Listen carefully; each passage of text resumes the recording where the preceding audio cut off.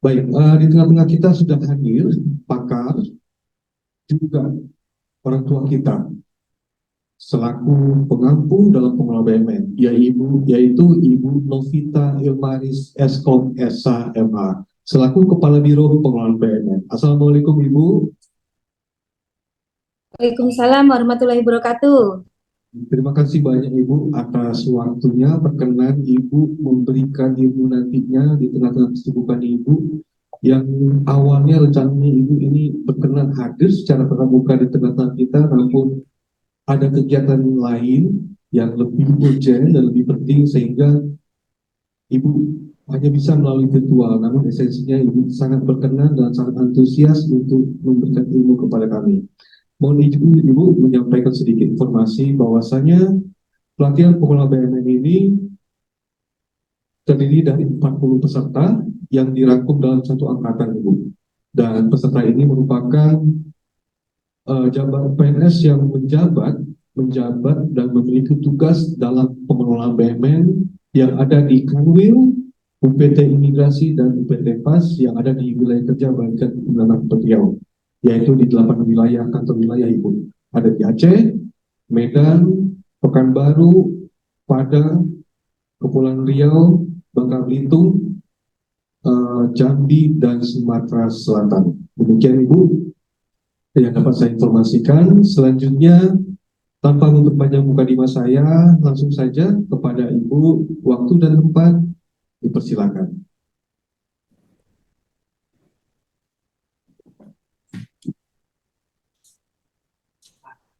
Baik, terima kasih. Bismillahirrahmanirrahim. Assalamualaikum warahmatullahi wabarakatuh. Selamat pagi, salam sejahtera untuk kita semua.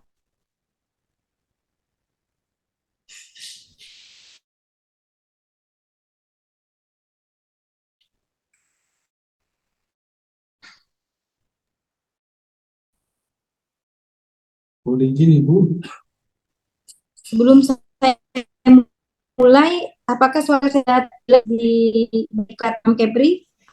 Tangkap jelas di Kepri? Siap, sedikit putus-putus Ibu, mohon izin. Halo, mohon izin Ibu.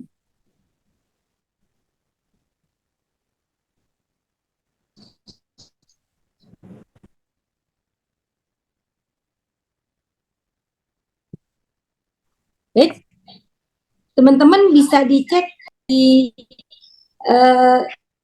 tempat penyelenggaraan, apakah bandwidth-nya cukup? Siap, mohon izin dan kami baik Ibu sinyalnya.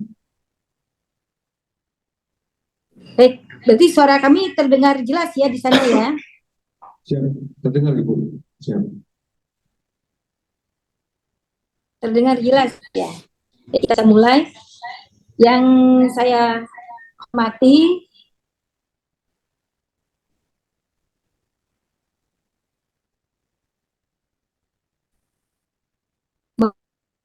moderator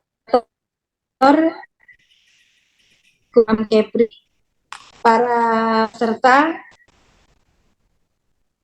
atau pelatihan beliau Kepri, Jambi, Sumatera Selatan, Belitung. Yang pertama dan tentunya yang pertama kita insan pengalaman wajib selalu mengucapkan rasa syukur atas segala limpahan rahmat dan kuasa Allah Subhanahu wa Ta'ala.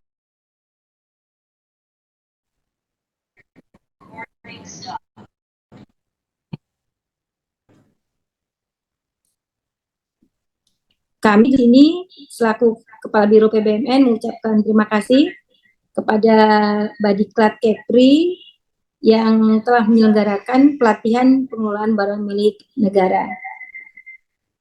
Karena mengelola barang milik negara itu memang memerlukan SDM yang pasti, tentunya yang profesional.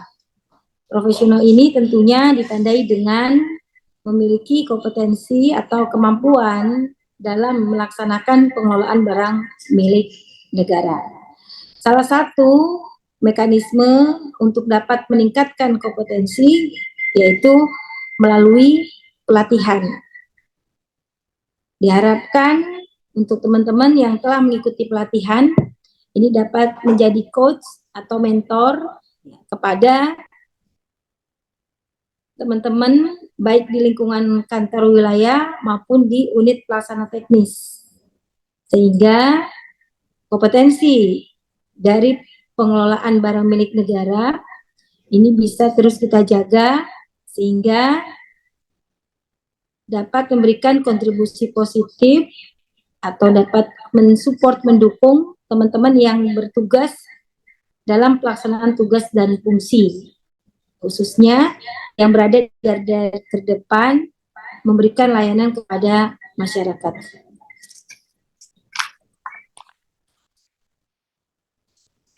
Ini saya selaku Kepala Biro PBMN akan menyampaikan indikator keberhasilan dari pengelolaan barang milik negara di lingkungan Kementerian Hukum dan HAM. Apabila kita ditanya apakah kinerja Biro PBMN atau kinerja teman-teman ya kustodian BMN, pengelola BMN atau analis perencanaan penggunaan dan penghapusan barang milik negara di Kanwil Aceh, Sumut dan lainnya sudah baik atau belum? Tentunya kalau yang bertanya kita selaku pelakunya, kita akan jawab kerja kita sudah baik. Namun kalau kita tanyakan kepada pihak lain, tentunya ada mengatakan baik dan tidak baik. Oleh karena itu, kita perlu mengetahui apa yang menjadi indikator bahwa PBMN kita ini sudah dinilai baik atau belum. Ada 3 indikator. Yang pertama adalah indeks pengelolaan aset atau IPA. Alhamdulillah dengan kerja kita bersama, maka IPA di tahun 2022 yang diumumkan di 2023 awal tahun terdapat peningkatan.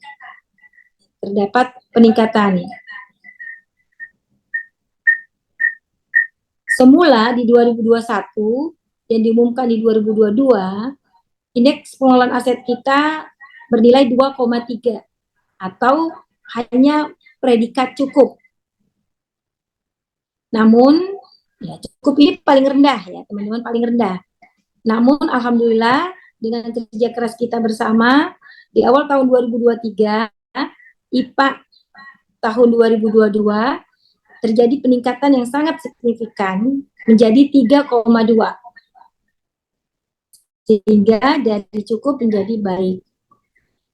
Mengapa kita harus menjaga indeks pengelolaan aset? Karena indeks pengelolaan aset memberikan kontribusi penilaian bagi reformasi birokrasi. Saat ini Kementerian PAN dan RB menilai reformasi birokrasi bukan hanya pada dokumen.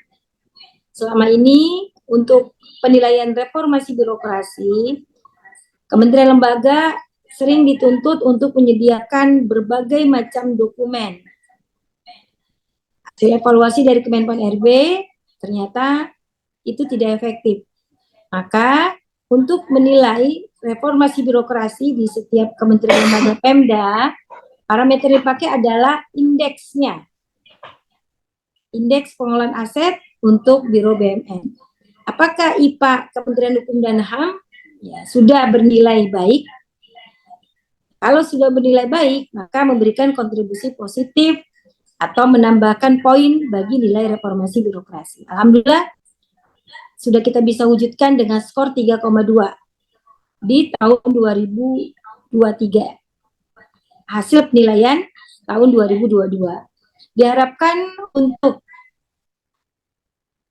tahun 2023, hasil penilaian 2023 yang akan diumumkan di 2024, kita harapkan bertahan di 3,2 atau meningkat 3,3. Bagaimana caranya? Ini yang perlu dijaga oleh teman-teman agar kita bisa ya bisa menjaga bahkan meningkatkan IPA kita. Pertama, pengelolaan BUMN akuntabel dan produktif. Bagaimana biar bisa kita dinilai bahwa pengelolaan BUMN kita akuntabel dan produktif? Di sini ada poin 4. Ya. Caranya, setiap pemeriksaan BPK, hasil pemeriksaan BPK dan LKPP terkait dengan barang milik negara sebisa mungkin, seminimal mungkin. Nah, ini tantangan bagi kita semua. Ya. Nanti kita akan bahas, bicara PBMN itu bicara mulai dari perencanaan, pengadaan, lalu penetapan status, penggunaan, pemanfaatan, penghapusan, penatausahaan, dan wasdalnya. Diharapkan dalam pengelolaan barang milik negara ini semakin kecil, ya, semakin kecil temuan hasil pemeriksaan BPK yang termuat dalam LKPP, laporan keuangan pemerintah pusat. Semakin kecil, bahkan tidak ada, maka semakin besar indeksnya. Bagaimana caranya supaya ya semakin kecil hasil pemeriksaan BPK atau semakin kecil temuan BPK-nya, ya tentunya ya kita harus semakin baik dalam pengelolaan barang milik negaranya. Lalu kemudian realisasi PNBP. Di sini PNBP untuk BUMN adalah sewa. Oleh karena itu, barang milik negara, aset-aset kita yang belum digunakan dalam pelaksanaan tugas dan fungsi, didorong untuk dilakukan pemanfaatan sesuai ketentuan. Bisa sewa, bisa kerjasama dengan pihak-pihak tertentu, dan lainnya. Ada beberapa mekanisme pemanfaatan. Untuk tujuannya, ya meningkatnya realisasi PNBP, di mana realisasi PNBP sejalan seiring dengan aset kita yang belum digunakan atau sejalan dengan pemanfaatannya. Dan pengelolaan aset. Pengelolaan aset ini terdiri dari ya PSP, penghapusan, RKBMN, dan lainnya. Jadi nanti Kementerian Keuangan akan melihat dari data SIMAN. Berapa jumlah barang rusak berat, berapa jumlah barang yang diadakan tapi belum digunakan, dan lainnya. Kemudian yang kedua, kepatuhan pengelolaan barang milik negara terhadap undang-undang, peraturan undang-undang. Ketepatan waktu penyampaian laporan. Nah, di sini kita punya 2 laporan, yaitu laporan barang pengguna yang di dalamnya terdapat informasi BUMN yang dimasukkan ke dalam laporan keuangan. Tadi sudah disampaikan oleh moderator, tepat, keberhasilan kita 14 kali meraih WTP, itu salah satunya ya disumbang oleh teman-teman pengelola BUMN. Karena di dalam laporan keuangan terdapat bab khusus bicaranya tentang informasi barang milik negara. Nah, di sini yang dinilai adalah ketepatan waktu penyampaian laporan barang pengguna. Karena Kementerian Hukum dan HAM selain menerbitkan laporan keuangan, Kementerian menerbitkan juga laporan barang pengguna. Ini diharapkan kita tepat waktu untuk dapat nilai maksimal 4 poin. Di 4 ini kita harus ya 5 hari lebih cepat dibandingkan deadline. Begitupun juga ada laporan lain, yaitu laporan wasdal, pengawasan dan pengendalian. Oleh karena itu, ya di beberapa tahapan kita potong. Ya, kita potong karena ini kekaitannya dengan ketepatan waktu, kecepatan. Seperti wasdal. Wasdal selama ini, ya teman-teman dari divisi-divisi, teman-teman dari Kanwil, khususnya kepala divisi administrasi, ya ini akan ya melaporkan wasdal BUMN-nya terkait dengan 9 laporan, di mana 9 itu akan disampaikan ke masing-masing unit eselon 1. Unit eselon 1 baru ke Biro BUMN. Ini yang seringkali membuat prosesnya pelaporan menjadi lambat. Nah, oleh karena itu kita putus ya dari Kanwil langsung ke Biro BMN. Sehingga nanti Biro BMN yang akan menyebar ke unit eselon 1 lainnya. Dan untuk yang nomor 2 ini, saya harapkan ya, seluruh proses PBMN semuanya harus ada di divisi administrasi. Sudah ada surat yang dikeluarkan oleh Pak Sekjen. Coba dilihat teman-teman, ya tidak ada pengelola BMN yang berada di divisi teknis. Seluruhnya wajib di divisi administrasi. Nanti kita akan evaluasi, ya kita akan lihat mana, ya Kanwil mana yang belum patuh, ya, di mana masih ada pengelola barang milik negara yang bukan berada pada divisi administrasi.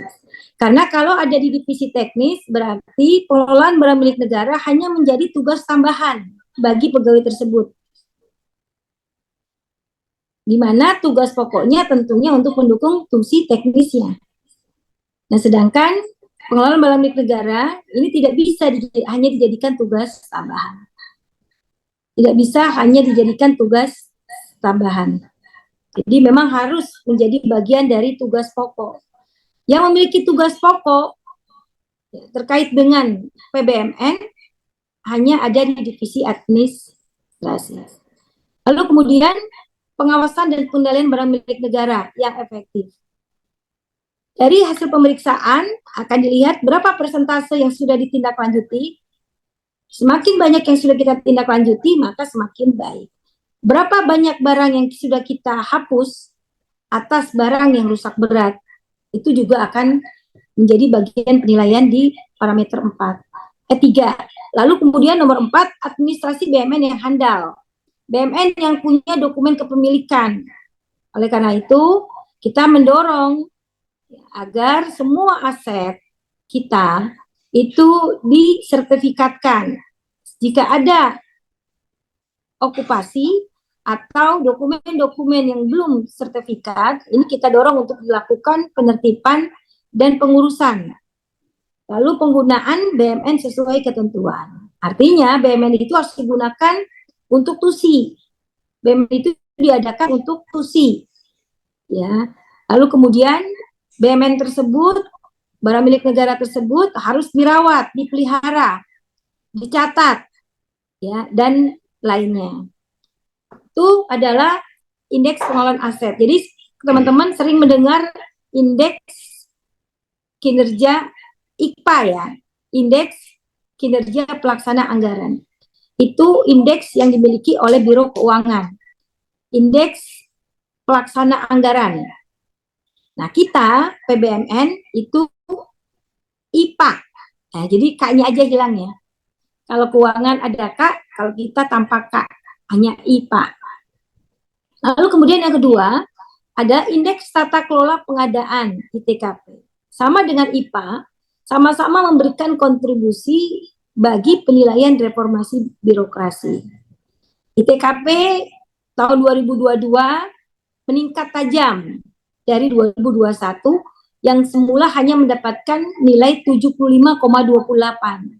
Sekarang ya ITKP 2022 yang diumumkan 2023 sudah naik menjadi 81,8 sehingga Kumham ya mendapatkan prestasi penghargaan terbaik kedua UKPBJ proaktif.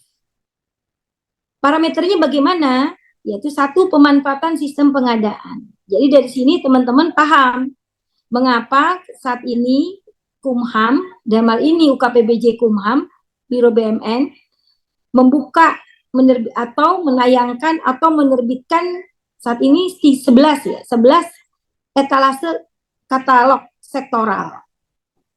Mengapa? Banyak sekali beberapa surat kita mendorong teman-teman belanja e-katalog. Karena ya, jika kita memanfaatkan sistem pengadaan secara elektronik, maka ini akan mendukung ya, naiknya nilai ITKP. Saya off dulu, ya nanti saya lanjut, karena saya ada yang akan saya diskusikan terlebih dahulu. Ya, ditunggu dulu teman-teman ya, saya off cam dulu sebentar.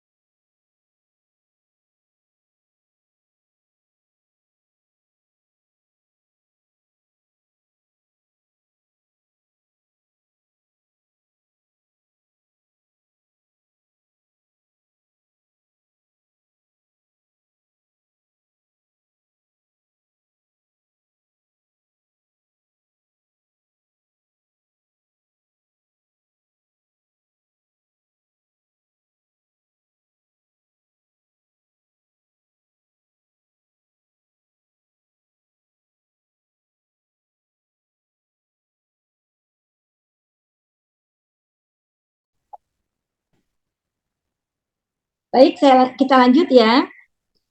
Jadi oleh karena itu teman-teman ya di wilayah dan di UPT itu dorong supaya semua belanja melalui e-katalog. Namun belanja e-katalog pun juga belum cukup. Ya, setelah belanja harus kasih penilaian agar ya mendapatkan skor di parameter 1. Seperti kita gunakan layanan Shopee, Tokopedia, Gojek, ya. Setiap kita belanja, barangnya nyampe, kita diminta untuk menilai. Nah, seringkali kita lupa untuk klik penilaian. Ya, cuman klik telah diterima. Nah, di dalam parameter TKP, pada saat kita klik menerima, bayar, ya itu belum dinilai. Dia akan dinilai kalau sudah klik penilaian. Jadi pelaku usahanya harus dinilai. Lalu kemudian nomor 2, peningkatan kualifikasi dan kompetensi SDM Barjas. Sekarang PPBJ kita sudah semuanya menjadi bagian dari UKPBJ. Sebelumnya yang baru menjadi bagian UKPBJ hanya 13. Dengan beban tugas yang begitu berat, ya begitu banyak, hanya dikerjakan oleh 13 PPBJ. Selain itu, kita belum sesuai dengan Perpres, belum sesuai dengan KPP dan Permenpan, karena berdasarkan aturan-aturan tersebut, kementerian lembaga hanya punya satu UKPBJ, hanya satu, di mana tenaga PPBJ semuanya berada di dalam UKPBJ. Di Kementerian Hukum dan HAM, UKPBJ itu hanya ada di Biro PBM. Coba teman-teman lihat, cari.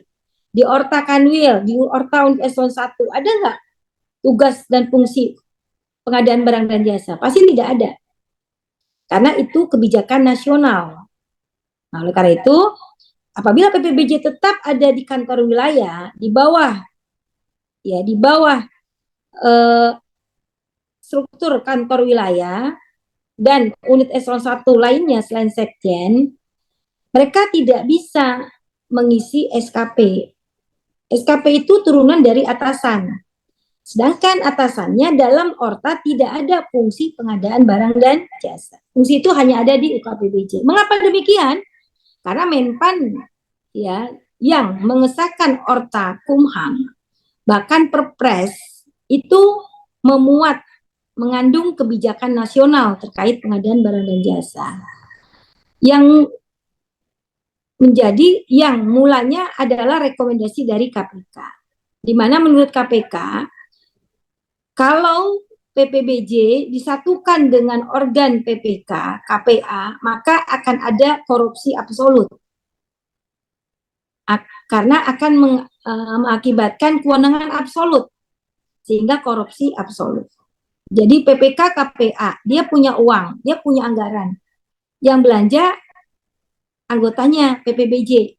Ya, teman-teman bisa memahami bahwa akan sangat mudah ya terjadi korupsi yang absolut di dalam satuan kerja tersebut. Oleh karena itu dipisah antara PPBJ dengan PPK KPA ya dipisah menjadi unit yang berbeda.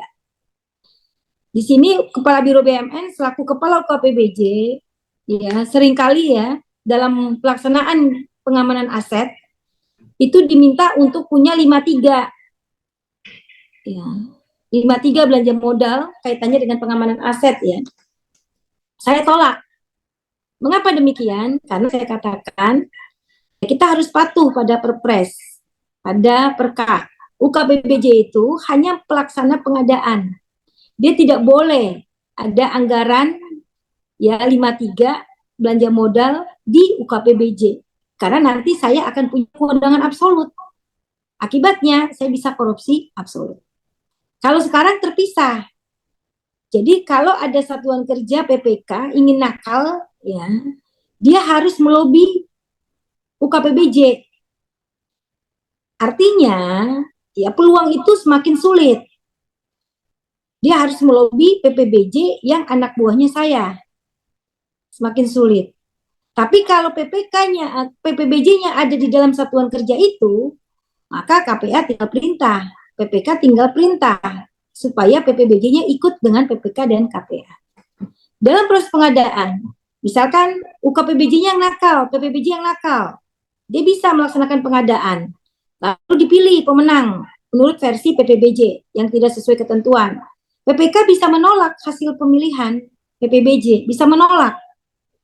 Ya, bahkan KPA bisa ya menolak dengan tegas sehingga di situ tidak ada lagi PPBJ bisa jawab. Jadi itu yang menjadi latar belakang kenapa harus dipisah. Jadi pekerjaan itu ada check and balance-nya. Lalu kemudian peningkatan kualifikasi ya, karena sudah ada dalam satu rumah, maka saya akan dengan mudah untuk mengusulkan peningkatan kompetensi, dan saya secara internal pun juga akan lebih mudah untuk meningkatkan kompetensi teman-teman, baik melalui penugasan, baik melalui coaching atau mentoring maupun pelatihan dan diklat. Lalu kematangan UKPBJ. Nah, di sini dilihat Kumham ini levelnya proaktif. Ya, salah satu parameternya adalah kita sudah menerapkan UKPBJ satu atap, di mana PPBJ semua ada di dalam UKPBJ.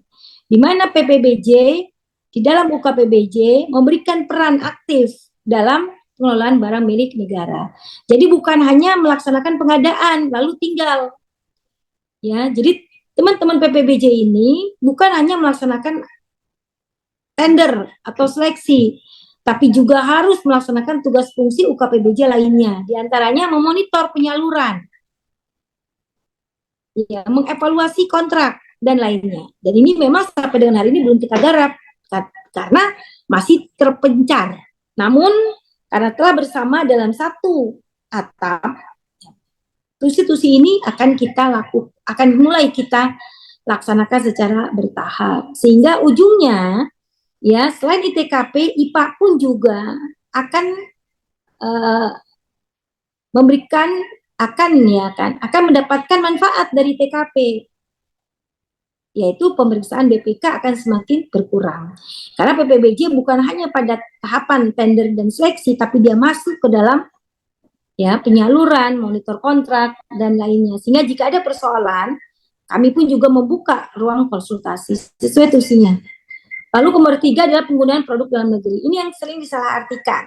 Seolah-olah teman-teman punya uang, teman-teman mau belanja produk dalam negeri karena dibutuhkan dalam pelaksanaan tusi dihambat oleh Biro BUMN atau dihambat oleh Sekretariat Jenderal. Itu tidak tepat.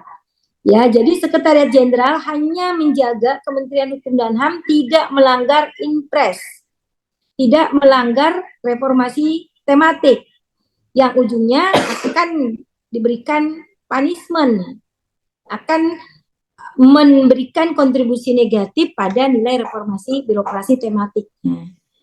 Sampai dengan hari ini, ya ini data kemarin ya, masih 95,14. Minimal belanja PDN itu 95% minimal. Alhamdulillah sekarang sudah 95,14. Namun ini data 3 hari yang lalu ya.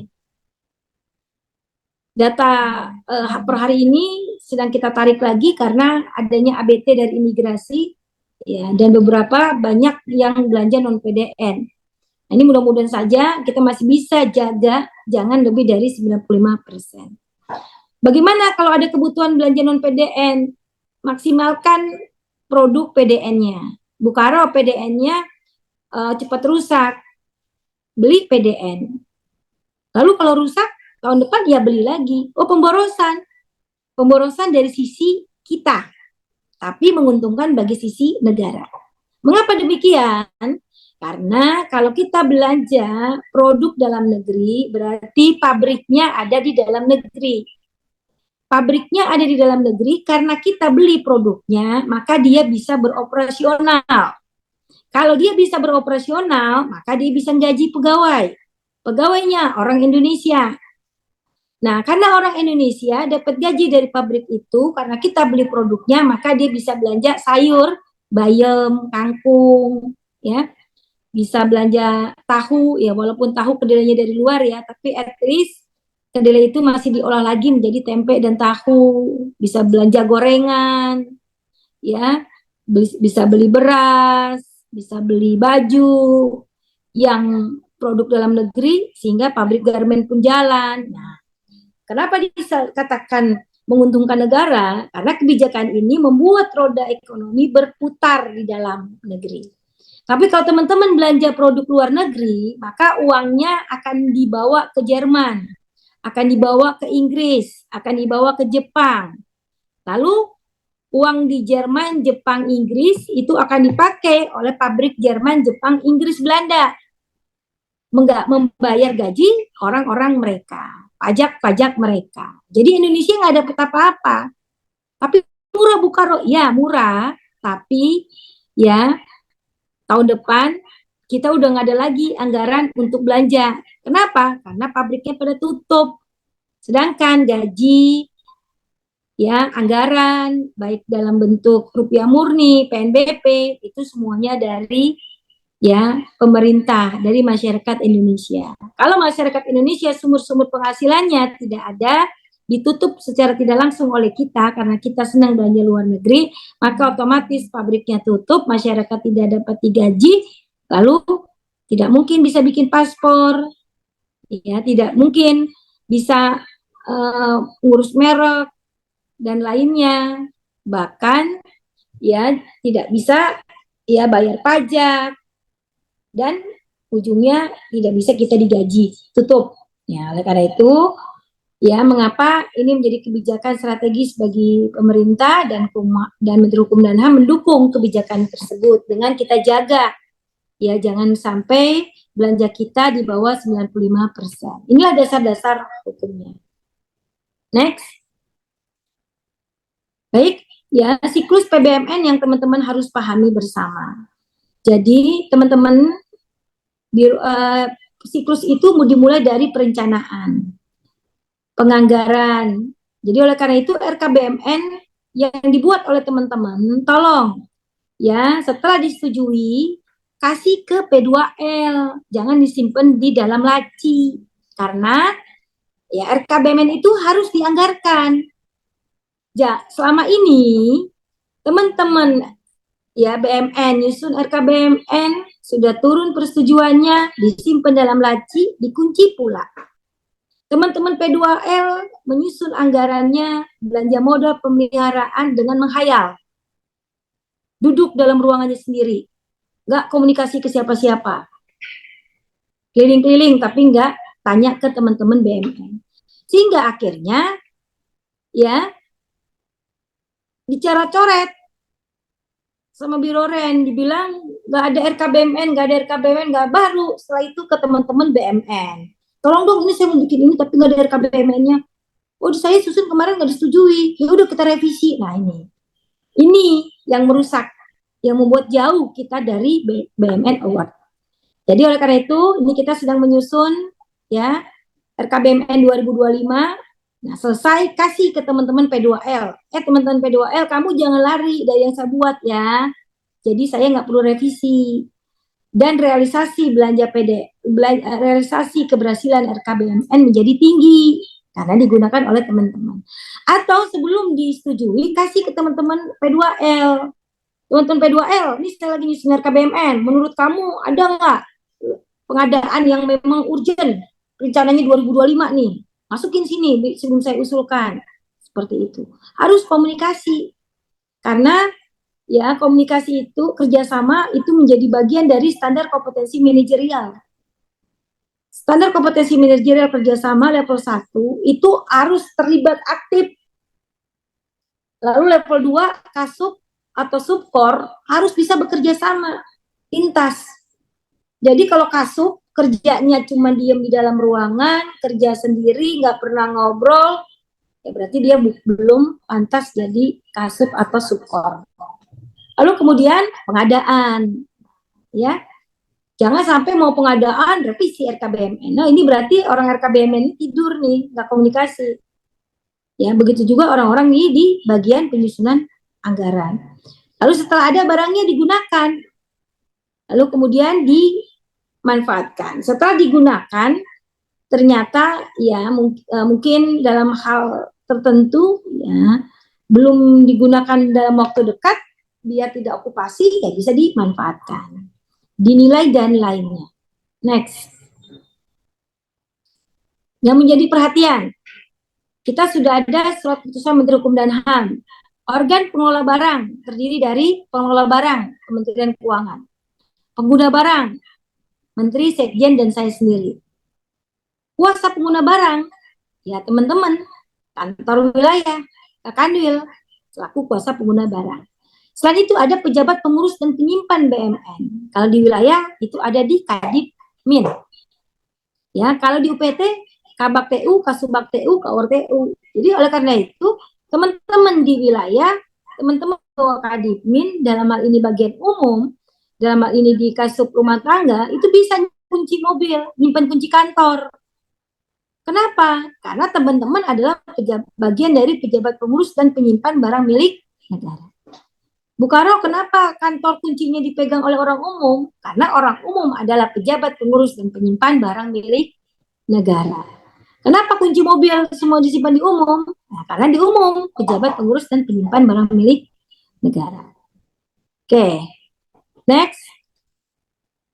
Ini perlu perhatian.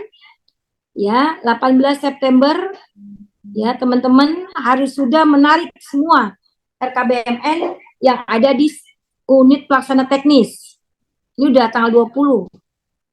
Ya, coba dicek tidak yang belum UPT yang belum menyampaikan kepada teman-teman. Nah, di sini 18 September sampai 9 Oktober menyampaikannya ke kementerian. Teman-teman masih ada waktu banyak ini 15 hari. Ya, segera panggil teman-teman P2L. Ya, teman-teman P2L nih dari UPT nih. Ya, kita rapat. Ya, laporkan ke Kadipminnya.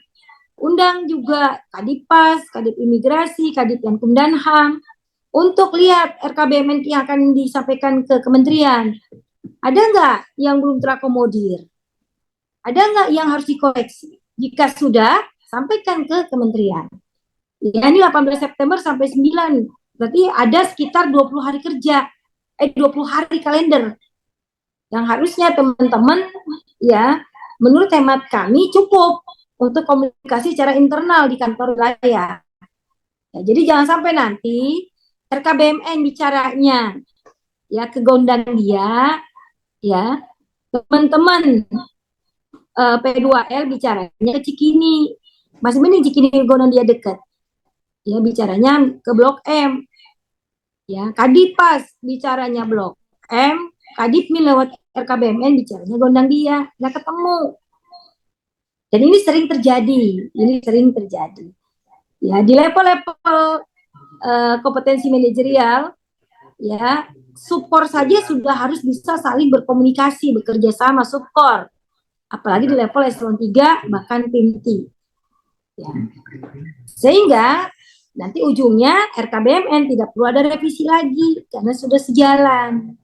Ya, dan ujungnya lagi, ya pada saat proses pengadaan, nggak perlu revisi. Ya, sehingga mengurangi defisiasi atau gap antara RKBMN dengan realisasi penganggaran. Next. Untuk pengadaan, nah, pastikan teman-teman Ya, setiap sudah terbit SK dari saya, KPBJ, paling lambat 14 hari kerja itu sudah harus tayang pengumuman pengadaannya. Beberapa kali, ya tahun ini saja sudah 2 kali surat Sekjen, nyampaikan ke Kanwil, terus SK Pokmil sudah terbit, ya 2 bulan paket pengadaannya belum ada satupun yang tayang. Nah, ini yang tidak boleh terjadi. Karena apa? Karena kaitannya dengan pelaksana anggaran.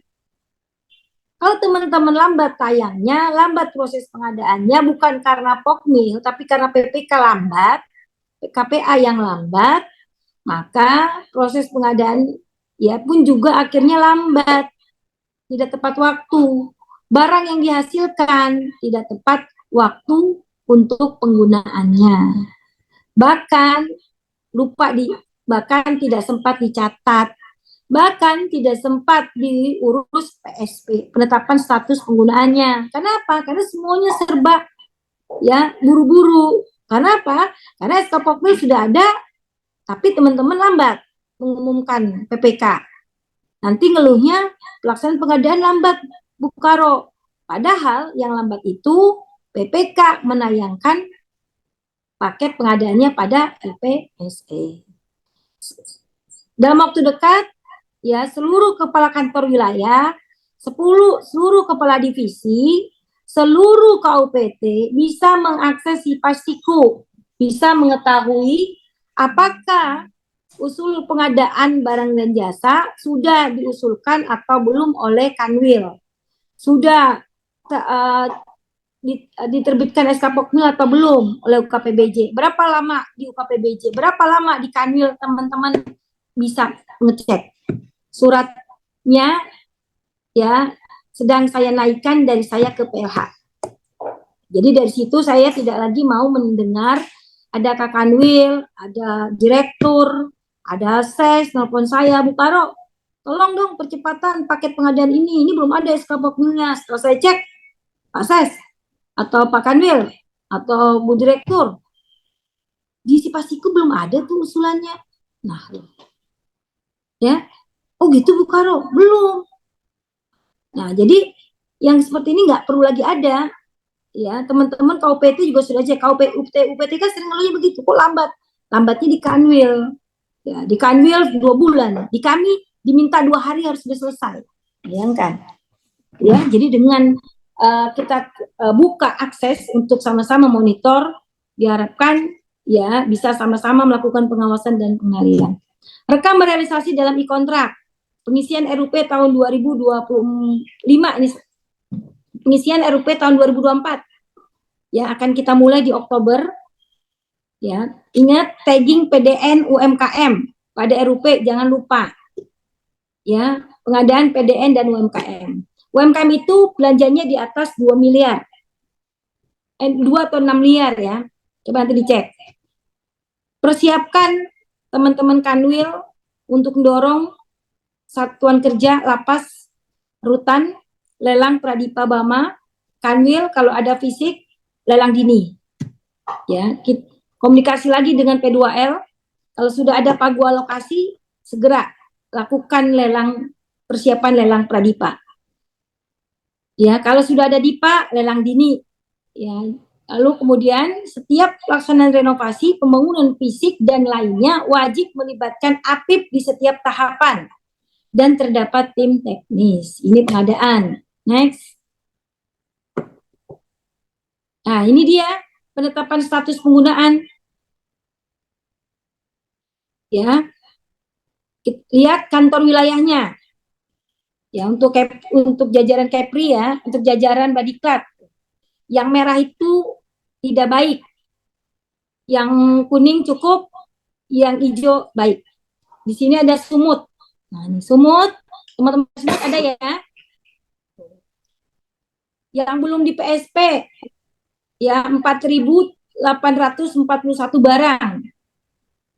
10%. Sumatera Barat 3.919, 17,70%. Riau 2.500, 10,70. Jambi, terima kasih buat teman-teman di Jambi, berikan aplaus ya. Lalu Sumatera Selatan 1570 kuning tuh ya. Satu lagi Babel ya. Babel mana nih? Babel. Kayak Bengkulu ada ya? Bengkulu oke 5,20 Bengkulu. Masih ada 551 barang belum PSP. Babel 1005. Ya, Kepri sendiri ya 1300 8,11. Jadi sini yang bagus cuman Jambi. Terima kasih buat teman-teman Jambi. Ya, tapi tetap ya teman-teman di Jambi. Jambi dan Aceh ya. Ini ada Aceh juga ya. Terima kasih buat teman Aceh dan Jambi. Ya, saya tunggu untuk yang 832 Aceh, Jambi 491 yang belum di PSP. Ini akan mempengaruhi nilai IPA. Tadi sudah saya jelaskan. Maka itu kita kejar terus. Ya, dan kalau BPK masuk, ya dia akan lihat data ini. Ini akan menjadi temuan BPK. Ya, ini sudah termasuk dengan belanja 2023. Next. Nah, di sini kita baru dapat data, tapi ini masih kita mau clearkan. Jadi ada sewa hasil dari tim verifikasi penertiban pemanfaatan aset. Nah, Aceh melaporkan 24 sewa sesuai prosedur, 16 yang tidak sesuai prosedur. Teman-teman Aceh, ya, segera sesuai dengan prosedur. Bagaimana caranya? Ya, caranya yang sewa itu diminta untuk mengajukan permohonan sewa.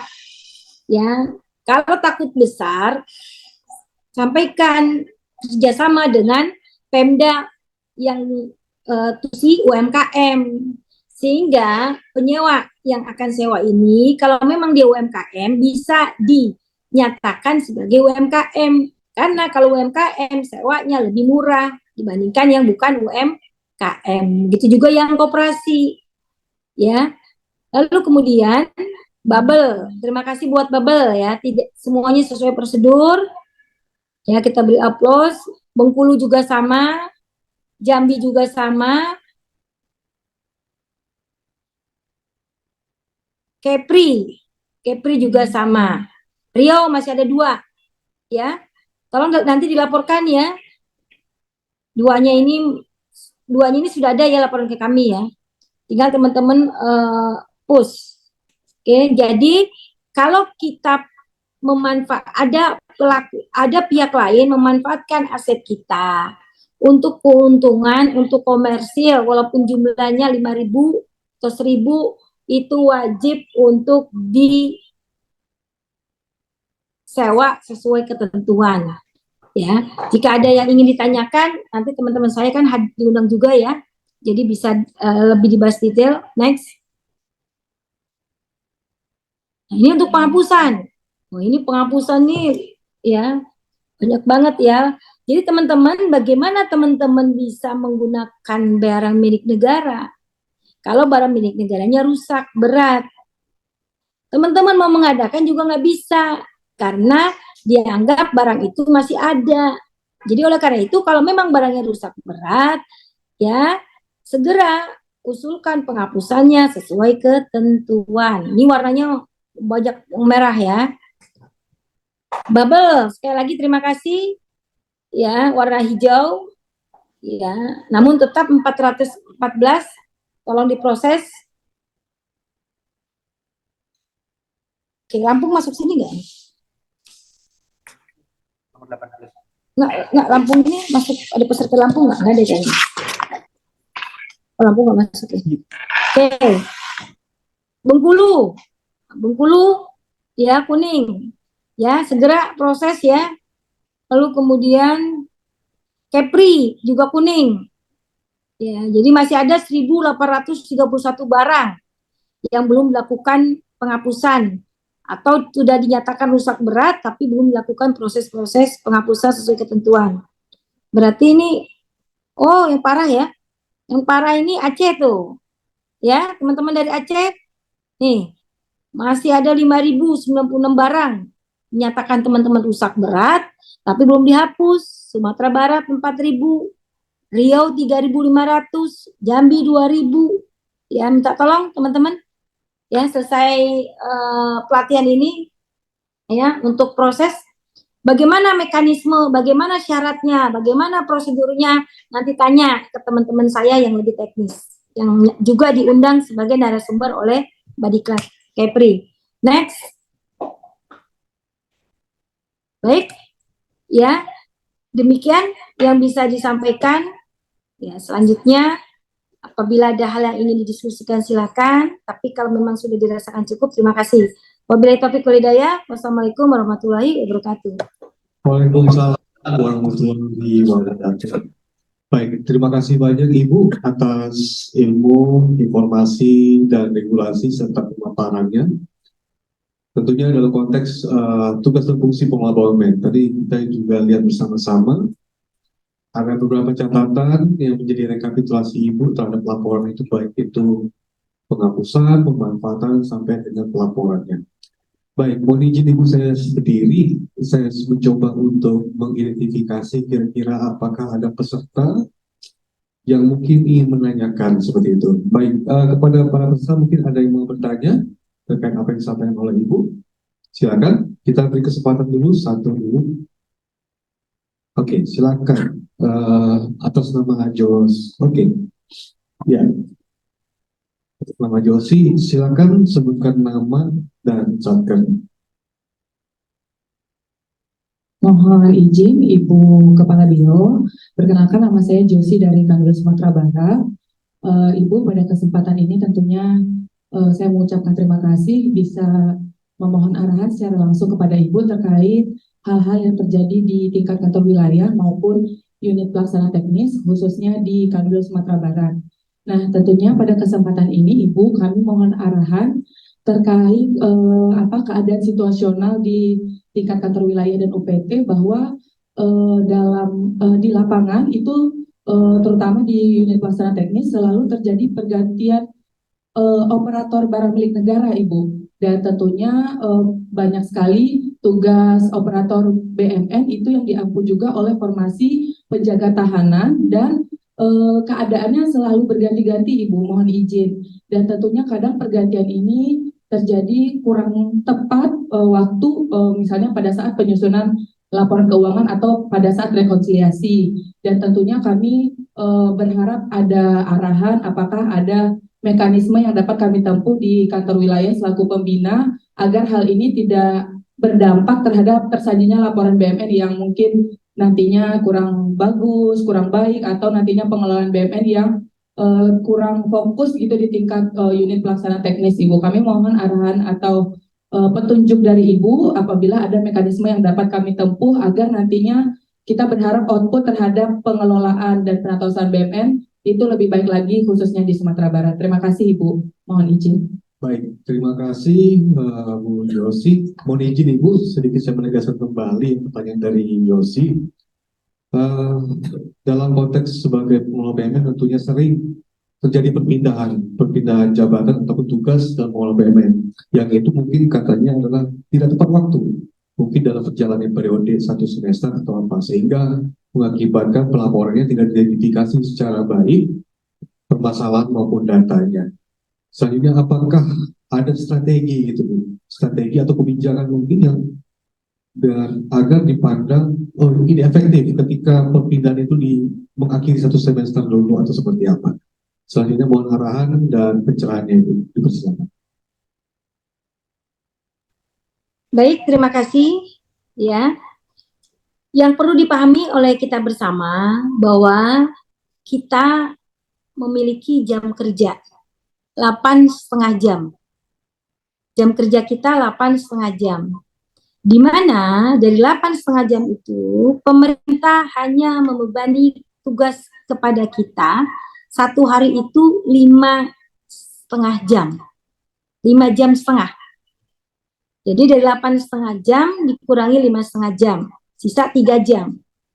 3 jam itu untuk apa? Ya, teman-teman di 3 jam itu bisa istirahat, ya. Itu ada jam istirahat 1 jam. Lalu 2 jam. 2 jam untuk apa? Ya, teman-teman bisa untuk sholat, bisa untuk telepon suami atau telepon istri, telepon anak, atau bincang-bincang dengan teman-temannya yang lain 2 jam. Ya. Namun 5,5 jam itu tidak boleh melakukan hal lain selain kerja. Jadi pertanyaan saya adalah, ya, apakah selama ini teman-teman sudah demikian? Ya, seringkali malah dibalik. Ya, 5,5 jam waktu teman-teman mengerjakan ibadah, teman-teman. Jadi padahal ya yang harusnya 2 jam.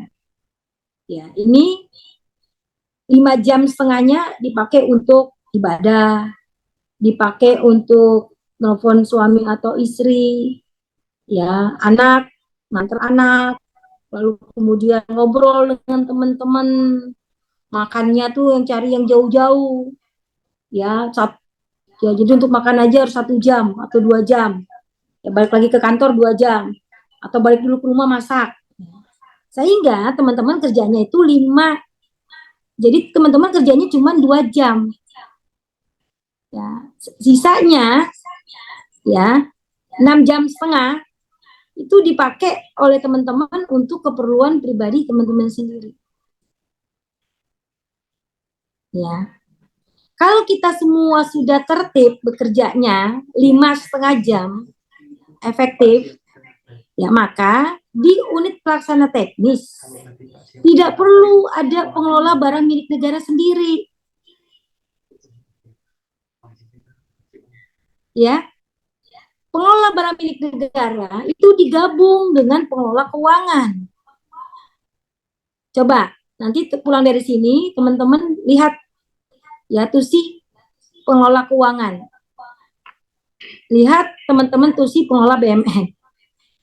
Apakah pengelola keuangan di UPT bekerja 5,5 jam? Tiap hari ya. Senin 5,5 jam, Selasa 5,5 jam, Rabu 5,5 jam, Kamis 5,5 jam, Jumat 5,5 jam, dan seterusnya selama 1 tahun.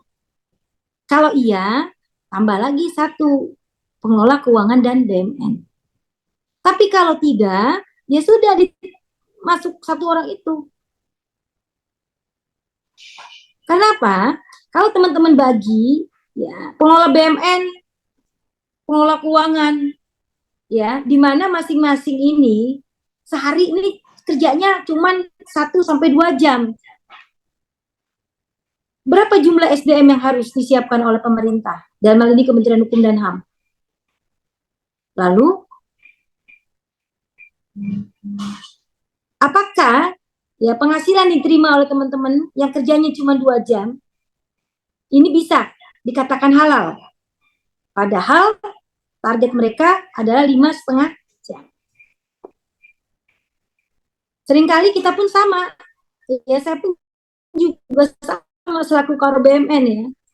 Dengan berbagai macam persoalan di Kementerian Hukum dan HAM.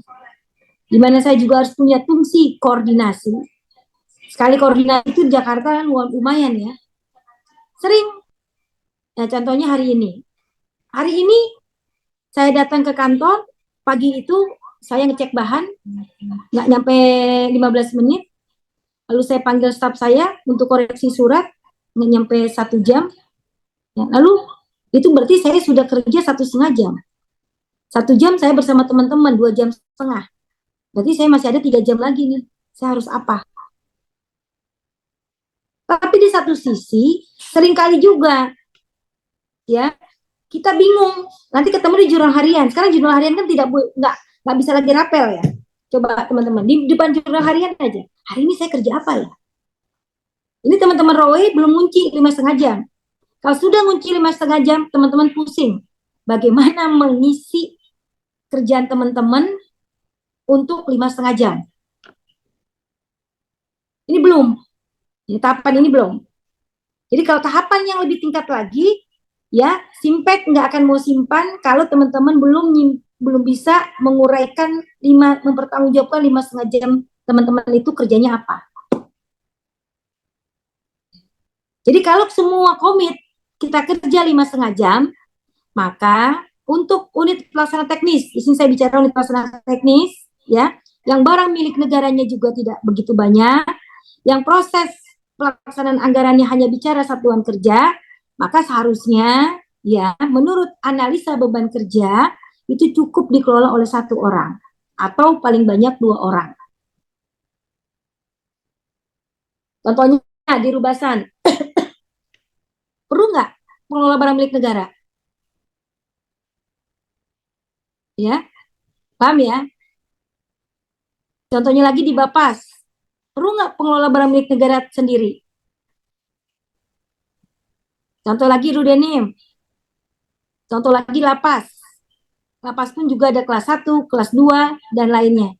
Apakah di semua lapas perlu? Ya, dan lainnya. Ini ya, tolong teman-teman selesai kegiatan ini, coba komunikasi dengan teman-teman, dengan atasannya Kabak Umum. Ya, mohon arahan Kadipmin. Kata Bu Karo BMN, Bu, ya kita harus ngecek di UPT itu, terutama staf yang menjalankan program dukungan manajemen di satuan kerja. Ya, masing-masing itu apakah perlu? Atau jangan-jangan kita ini sebenarnya sedang melakukan pemborosan SDM. Pemborosan SDM. Karena memang pemerintah dalam hal ini instansi birokrasi belum terlalu tertib atau belum ada indikator kinerja. Coba KPA, indikator kinerja KPA, indikator kinerja jabatan kalau bahasa Indonesianya. Ya. Itu ya salah satu solusi ya buat teman-teman ya. Salah satu solusi. Jadi nggak perlu teman-teman ngambil penjaga tahanan. Karena memang ya penjaga tahanan kita juga masih kurang. Ya. Sehingga akhirnya ketemu persoalan yang sama. Kalau teman-teman ngambil jadi pengelola keuangan itu disatukan hari ini Senin 5 jam teman kita ini misalkan kita kasih nama Budi ngerjakan keuangan 5 jam loh hari Senin. Selasa fokus BMN, Rabu keuangan, Kamis BMN, selang-seling. Bahkan bisa saja ya pagi keuangan, siang BMN. Seperti PLH ya. Dan sekarang ini PLH Sekjen adalah Dirjen Pas. Ya, dalam arahannya karena punya 2 tugas yang luar biasa besar tanggung jawabnya, sehingga paginya pemasyarakatan, siangnya sekretariat jenderal. Apalagi hanya untuk satuan kerja. Tinggal kita bagaimana atasan melakukan wasdal terkait tugas dan fungsi bawahan. Mari kita sama-sama menghalalkan gaji kita dengan melaksanakan kewajiban kita hanya di 5,5 jam. Lalu bagaimana Bu Karo? Bagi yang lebih dari 5,5 jam, saya akan balik. Tentunya nggak tiap hari. Kita bekerjanya lebih dari 5,5 jam. Kalau tiap hari, berarti itu sudah tanda-tanda harus nambah pegawai. Ya. Tapi kalau tidak tiap hari, itu berarti di hari-hari sebelumnya ada yang teman-teman nggak 5,5 jam. 3 jam, 3 jam, 3 jam, 3 jam, 3 jam kerja, akhirnya pada satu masa, ya karena teman-teman kerjanya 3 jam, 3 jam, 3 jam, akhirnya resiko 2 jam yang teman-teman nggak kerja, ketumpuk satu pekerjaan yang harus teman-teman lembur. Itu yang menjadi sering persoalan yang tidak disadari. Ya, tapi kalau misalkan kita udah 5,5 jam tiap hari, ya, tapi harus juga lembur, ya, nambah pegawai juga enggak, ya berarti sisanya ikhlaskan menjadi bagian dari amal ibadah kita untuk organisasi. Semoga menjadi pahala dan menjadi keberkahan bagi kita dan keluarga kita, anak, ya, dan keturunan kita. Demikian jawabannya sudah lengkap, saya kira. Terima kasih. Terima kasih Ibu. Sudah jelas. Baik, terima kasih. Selanjutnya tadi ada yang bertanya juga dari sebelah sini.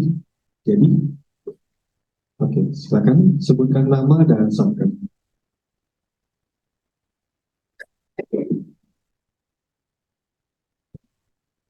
Selamat siang Ibu, nama saya Satria Maulana dari Karbon Kepulauan Riau. Izin bertanya Ibu mengenai mungkin JFT BMN itu Ibu ya.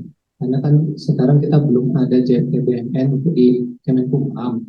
Nah, mungkin jika ada JFT Kemenkumham, teman-teman lebih semangat lagi Bu bekerjanya. Jadi yang tadi mungkin Mas sengaja menjadi 7 jam mungkin. Nah, baik itu saja seperti itu.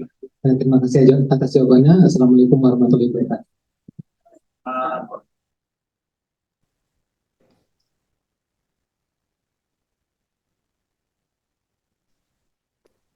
Baik, izin Ibu sedikit menegaskan bahwasanya pertanyaan tadi katanya JFT-BMN belum ada gitu. Ya, apakah kedepannya nanti ada JFT-BMN atau bagaimana? Terima kasih. Mohon pencerahannya. Baik, ya. Jadi teman-teman yang mengelola barang milik negara ini adalah bagian dari SDM keuangan. Ya, jadi teman-teman yang bekerja dalam hal pengelolaan barang milik negara ini adalah SDM-nya Kementerian Keuangan atau SDM Keuangan. Jadi ya terkait dengan pengembangannya ini kita sangat tergantung pada Kementerian Keuangan. Oleh karena itu saat ini untuk pengelolaan barang milik negara JF dari Kementerian Keuangan baru adalah penata laksana barang. Itu D3 dan SMA. Untuk S1 ini yang kita sedang kejar ke Kementerian Keuangan untuk menghadirkan JF yang S1-nya. Tapi kalau untuk teman-teman pelaksanaan anggaran itu sudah ada. Ya, tapi kan tentunya berbeda. Ya. Jadi kalau yang SMA atau D3 silakan bergabung di penata pelaksana barang. Jadi teman-teman yang tadi ya bertanya, ya, apabila ada pengelola barang, ya bisa didaftarkan kepada JF SMA dan 3. Ya, tapi saya berharap ya di satuan kerja UPT itu sebenarnya antara keuangan dan BUMN itu harusnya satu orang, satu orang. Ya. Beda ya dengan teknisi ya, rumah tangga beda. Ya, ini penata usahaan itu kan kaitannya dengan proses administrasi BUMN. Lalu kemudian ya kemarin begitu juga di Biro BUMN. Ya karena belum ada terus, saya sudah bersurat ke teman-teman Biro Kepegawaian untuk menghadirkan analis kebijakan. Analis kebijakan, tapi analis kebijakan itu pembinanya LAN, Lembaga Administrasi Negara. Ya. Bukan Kementerian Keuangan, seharusnya yang tepat adalah Kementerian Keuangan, tapi karena Kementerian Keuangan nggak muncul-muncul, ya teman-teman juga harus mendapatkan pengembangan. Ya, saya sudah minta teman-teman untuk komunikasi dengan LAN, ya, lalu kemudian nanti disosialisasi ke kita, apakah bisa kita bergabung di analis kebijakan. Karena yang di BUMN pun juga hanya ada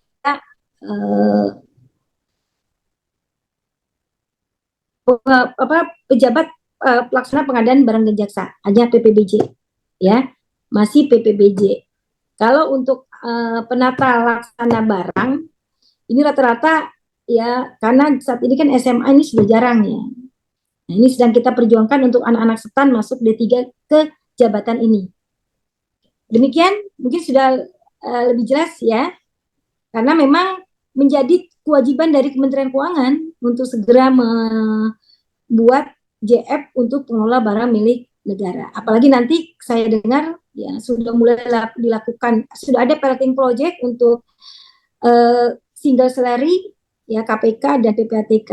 Nah, kalau bicara single salary itu menjadi satu keharusan ya kita ini berbaju fungsional di luar administrasi ini berbaju fungsional. Oke, demikian. Terima kasih. Mungkin sudah jelas. Baik, terima kasih Ibu atas penjelasannya. Berarti mungkin mohon izin analis kebijakan itu sehingga juga ada pengampunya dari Kemenkeu gitu Bu ya. Tidak hanya di LAN saja begitu untuk saat ini. Baik, mungkin kalau analis kebijakan secara umum itu punyanya Lembaga Administrasi Negara, tapi karena dalam hal pengelolaan barang milik negara, saya menganalisa bahwa ada beberapa kebijakan-kebijakan juga yang kita keluarkan kan, maka sepertinya cocok jika itu kita tarik menjadi JF di PBMN. sambil mengisi kekosongan yang belum ada di Kementerian Keuangan. Oke, baik. Terima kasih Ibu atas penjelasannya. Gimana Mas Satria? Cukup? Baik. Oh, terima kasih. Buat teman-teman semua, mungkin saya nggak bisa nggak bisa terlalu lama lagi. 5 menit lagi mungkin kalau ada yang ingin bertanya silakan, karena saya masih ada tamu ya, teman-teman dari kanwil lain yang sedang menunggu ya. Baik. Tidak apa-apa ya, mungkin di lain kesempatan ya. Oke, mungkin kita atau ada mau setar lagi pertanyaan? Kalau tidak ada, kita bisa akhiri. Cukup? Cukup, baik. Mohon izin Ibu, sepertinya para peserta saat ini sudah cukup mengerti. Mungkin nanti dalam rangkaian kalau ada permasalahan langsung ke tim Ibu di Biro BNN untuk memberikan konsultasi. Baik, sedikit saya menyimpulkan Ibu, apa yang disampaikan oleh Ibu terkait dalam konteks